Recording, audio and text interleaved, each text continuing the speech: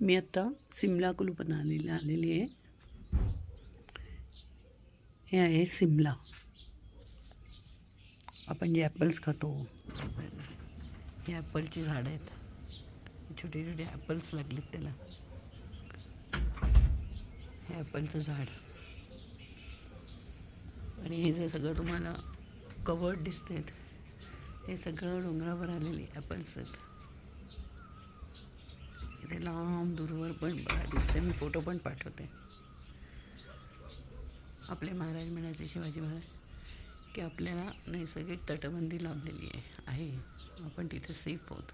आणि तेव्हा खरंच आपण आत्तापर्यंत व्यवस्थित सेफ होतो.